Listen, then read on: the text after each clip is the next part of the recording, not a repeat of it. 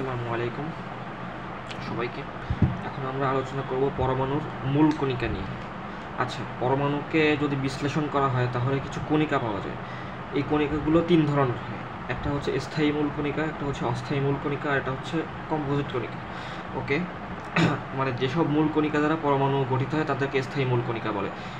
তাদেরকে মূল পরমাণুর মূল মূল কণিকা বলে। একটু হয়েছে। আচ্ছা, যাই হোক, স্থায়ী মূল কণিকা যেসব মূল কণিকা দ্বারা যেসব মূল কণিকা সব মৌলের পরমাণুতে বিদ্যমান তাকে স্থায়ী মূল কণিকা বলে। যেমন ইলেকট্রন, প্রোটন, নিউট্রন ইত্যাদি। এই তিনটাই মূলত পরমাণুর স্থায়ী মূল কণিকা।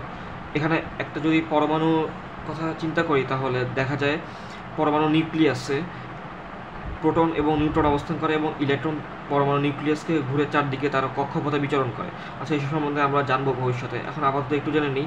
স্থায়ী মূল কণিকা তিনটি, যথা ইলেকট্রন, প্রোটন, নিউট্রন। ওকে, এখানে আমাদের ইলেকট্রনের চার্জ ঋণাত্মক, প্রোটনের চার্জ ধনাত্মক এবং নিউট্রন চার্জ নিরপেক্ষ। ওকে, এখন আসি অস্থায়ী মূল কণিকা দিয়ে। যেসব মূল কণিকা কোনো কোনো মৌলের পরমাণুতে অস্থায়ীভাবে থাকে, অল্প সময়ের জন্য থাকে, তাদেরকে অস্থায়ী মূল কণিকা বলে। এদের সংখ্যা প্রায় 100টি, যেমন positron, meson, neutron, neutrino etcetera.